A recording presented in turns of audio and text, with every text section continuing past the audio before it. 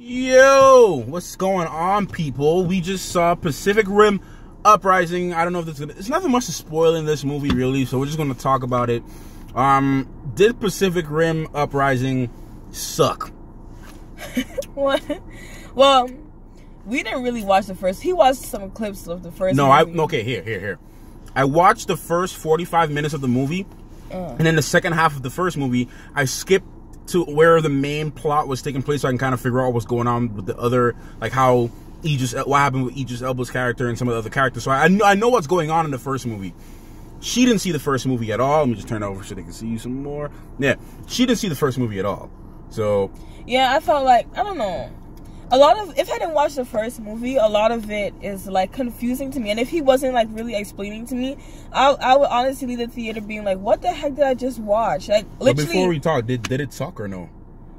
I don't have words. It's not like it didn't suck, but it was nothing to be like, oh, I like this part. Oh, I like that part. Yeah, exactly. Oh, no, except for the ending with the red Jaeger, the orange Jaeger.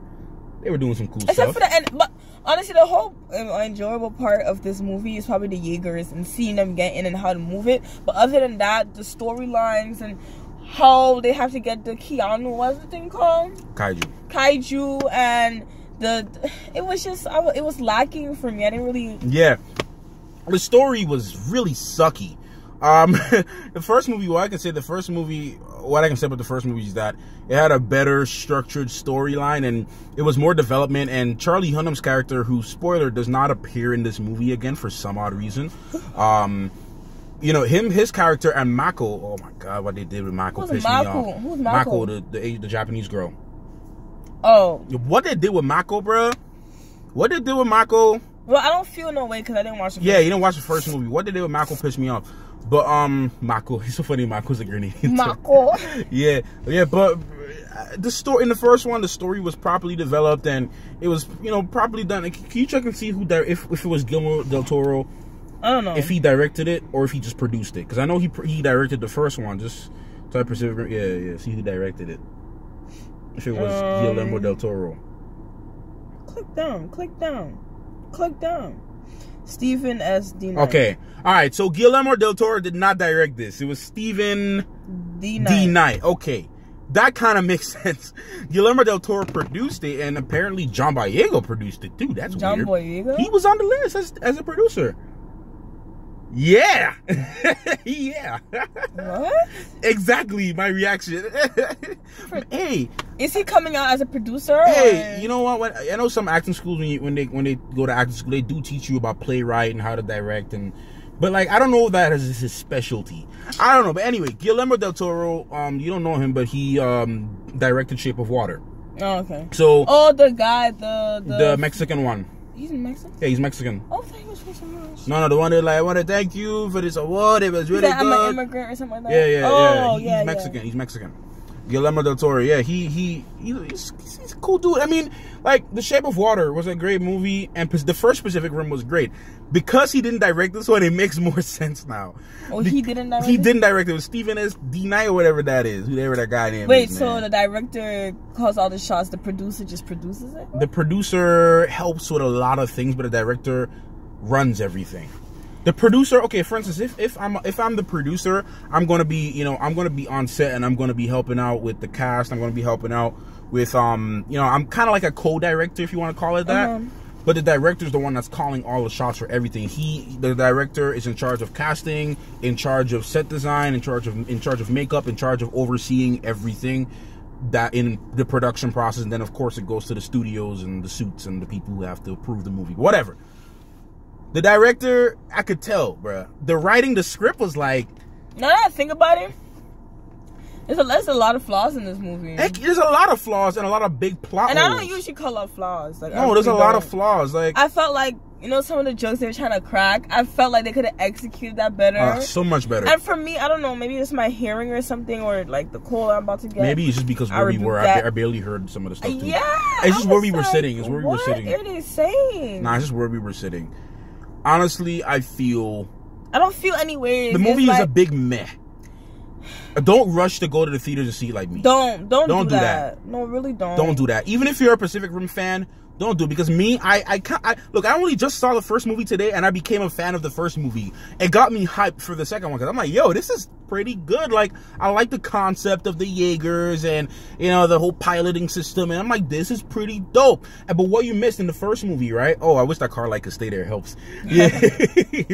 The first movie, you saw Charlie Hunnam and Mako, the John Boyega's sister, right? I don't know Charlie Hunnam, you don't know him, but he was the main character in the first movie.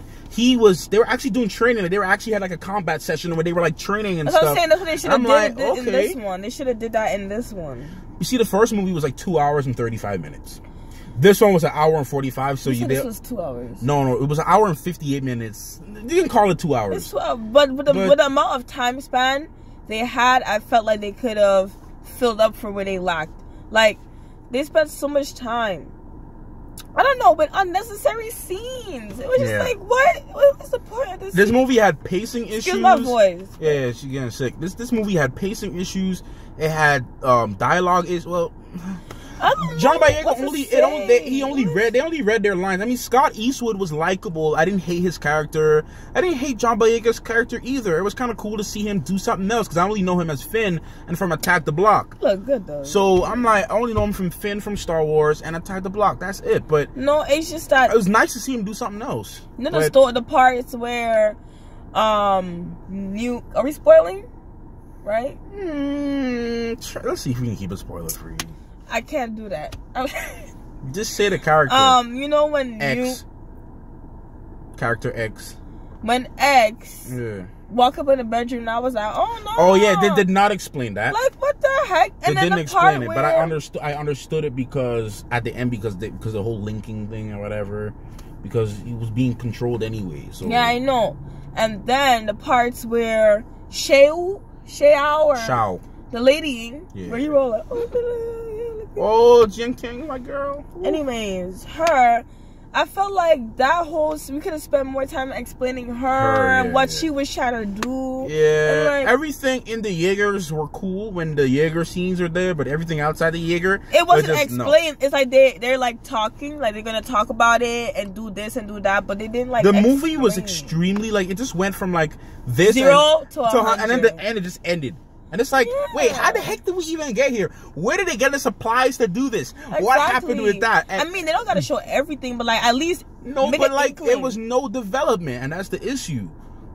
You have no development. The story was messed up. Like, I don't passionately hate this film, I really don't, but I just felt like it was meh. Okay, it started out fun. My face, this is me right now. But it started out good though with the John Boyega stuff. I'm not like my father and blah blah blah. I know. I thought it was going to go somewhere. Exactly. And then the part where he was trying to run away, I'm looking at you like, what is going on? I'm asking Matthew, sitting up in there like, what are they saying? What is going on? Like, what are they doing? Yeah, there was a lot of missing stuff, a lot of plot holes, especially from the last movie that they tried to explain. To watch another movie. Yeah. Okay, like they try. Oh yeah, we're on a double feature, guys. So after this, we're going to be watching Unsane. We're going to do a review. Unsane is pronounced. Oh. Yeah, and then we're going to do a little review on that. But anyways, man, that's it. That's it for this one. Not really to talk about. Not much to talk about the movie. I would say don't waste your money to go. Don't rush out to see it. Nah. Sit this one out, bro. You can watch it 3 weeks and it'll be good. Like. Nah, but not even 3 weeks. You can wait for this DVD release, bro. You can wait for this for the online movie release. Like no, wait for it to release on TV. You know, wait for it to release on cable. Wait for it to release on. As a matter of fact, if you want to wait extra long, wait for it to release on Netflix. Oh, that's an insult. That's an insult. That's an insult. Wait for it to drop on Netflix. Bootleggers get it first. Yeah, bootleggers get it first. I said at Netflix. Oh my god, yeah, don't rush out and watch it. I wouldn't say it's trash, but it wasn't really good. It wasn't really bad. It was just meh. For somebody that didn't even know what's going on, I'm like, what? And I knew what was going on, and I was like, what the heck is this? And remember there was one scene at the end, I was like, what? Why did they even do this? And then like certain characters died for no reason. Oh yeah, I guess they were trying to make you feel. I didn't feel jack. I felt pissed off. That's all I felt. I didn't feel pissed off. I was just like, okay. No, I felt pissed off that they decided to write a crappy scene like that. The only thing that kept me going in this movie is like, are they going to kill that thing? I mean, that's like I said, the Jaeger stuff and the kaiju stuff was cool. That's probably it. That's about it. Other than that, I felt like, especially the lab, wherever they were, what you want to call it. I feel like a lot of I feel like I know what you're saying. Like some parts were like just moving like this. Yeah. And then other like, parts are just like other parts are like not this. Only that, though, like it was slow when it didn't need to be slow. It just like explain and show more what your center has to offer, how you train your cadets, how you do this, how you pilot, how you fuse. Maybe they explain it in the first movie. They explained it in the movie, yeah, more in the first movie, yeah. And then John Boyega. Boyega. I know I can't say it. He was trying to do it like like he was recapping. They touched on it a little bit, but there's plot holes. Anyways, I'll go home watch my This Is Us Queen Sugar. Like you going home to sleep? That's what you doing at the way. You better fall asleep right now. Anyways, guys, that's it for this video. Thank you so much for watching. If you're first time to the channel, man, thank you so much. Make sure to subscribe, and I'll see y'all in the next one, man. Peace.